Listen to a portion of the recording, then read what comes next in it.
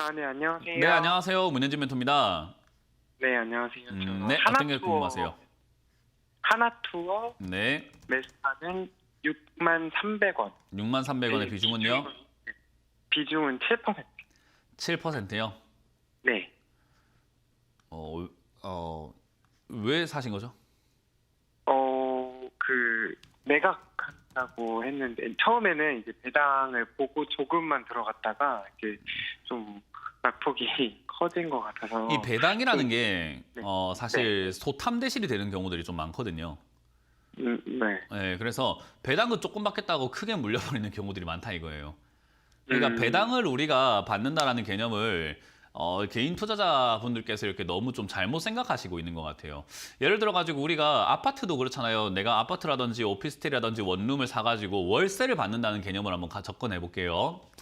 내가 네. 원룸을 사가지고 월세를 받을 건데 월세를 한 60만 원 받는다고 가정을 한번 해봅시다. 그럼 우리 월 한 60만 원 정도 이렇게 벌이가 생긴다고 하니까 좋아요, 안 좋아요? 괜찮은 거. 괜찮은 것 같죠. 근데 원룸 가격이 37억이면 어떨까요? 어, 좀 갑자기 오 하게 되죠, 그죠? 네. 그런 거예요. 그러니까 배당도 배당이지만 가격이 먼저라는 걸 우리는 잊지 말아야 되거든요. 그러니까 배당 받는 거 네. 좋지, 좋은데 월세 받는 것도 좋지, 좋은데 가격이 얼만데가 중요한 거잖아요. 가격이 얼만데. 하나투어 같은 경우도 잘 보세요. 배당이라는 게 진짜 배 아픈 게 지금 시청자님은 6만 원에 사가지고 배당 받으려고 하신 거였잖아요, 그죠? 네. 네. 그럼 지금 한 주당 배당을 보니까 주당 5천 원을 준단다라는 배당이 이렇게 나왔어요, 그죠? 네. 야, 괜찮은데? 라고 생각해서 6만 원에 사시는 분도 있지만 4만 5천 원에 들고 있는 사람들도 한 주당 5천 원을 받습니다. 맞습니까? 네. 네. 이걸 2만 원에 들고 있는 사람도 한 주당 5천 원 받습니다. 맞습니까? 네. 이거를 1천 원에 들고 있는 사람도 한 주당 5천 원을 받아요. 맞습니까? 네. 그러면 한 주당 어차피 5천 원을 받을 거면 6만 원에 사셔서 배당받는 게 유리할까? 밑에 2만 원에 사서 배당받는 게 유리할까요? 싸게 산. 그러니까요. 배당은 우리가 보너스 개념으로 생각하는 게 좋아요. 그래서 배당 노리고 주식을 사면 무조건 비싸게 사게 되어 있습니다. 왜냐하면 와, 이 기업이 배당한대, 배당할 수 있대라는 건 내부에서 이미 퍼져가지고 우리가 흔히 말하는 속된 말로 찌라시가 퍼지게 되고 뭐 토론방이라든지 커뮤니티에 퍼져가지고 배당 줄 수 있대, 배당 줄 수 있대 하다 보니까 매수세가 몰려 들어가게 되고 그러니까 기업이 좋아서가 아니라 배당 줄 수 있다는 그 소문 때문에 주가가 막 올라가거든요. 네. 그걸 이제 시청자님이 고점에 사신 거예요. 이걸 왜 샀을까라는 생각을 처음에 이제 먼저 하게 된 거죠. 주가는 일단 싸게 사는 게 최고 좋다 보시면 되고요. 다행히 비중이 7%밖에 안 되기 때문에 이거를 다시 고칠 수는 있어요. 왜냐하면 6만 원대 고정을 시켜버리게 되면 조금 안 좋을 수는 있지만 주가가 여기서 만약에 5만 원까지 떨어진다고 하더라도 추가 매수하게 되면 시청자님도 매수가가 5만 원대로 떨어질 수 있거든요.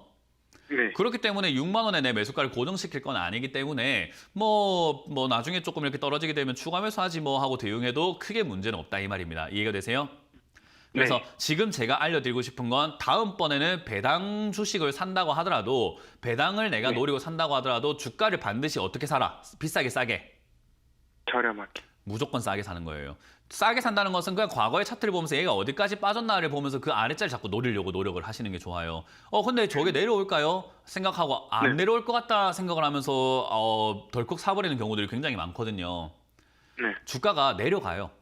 어느 정도로 내려가냐면은 과거에 제가 삼성전자라는 종목을 상담을 한 적이 있었어요.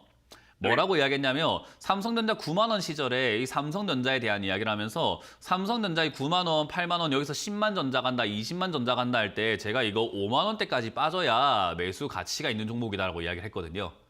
네. 자, 지금 TV 보니까 5만 원까지 빠졌어요. 그죠?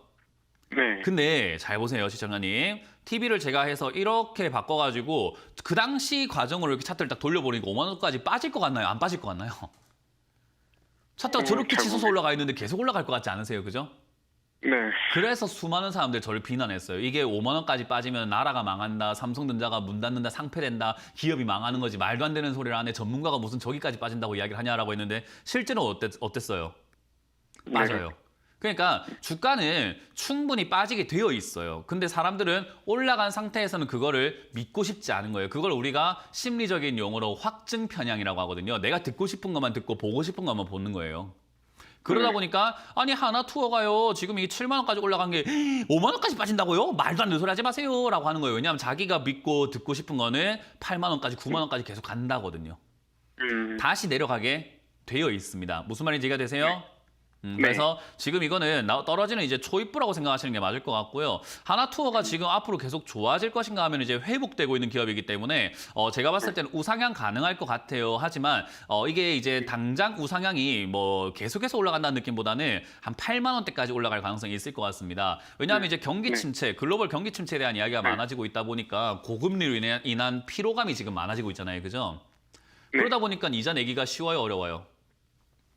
어렵죠. 그러니까 당연히 지금 당장에는 단기 반등이 나온다 하더라도 장기적으로 봤을 때는 여행 갈 만한 돈이 생길 만한 여유가 별로 없어요, 사람들이.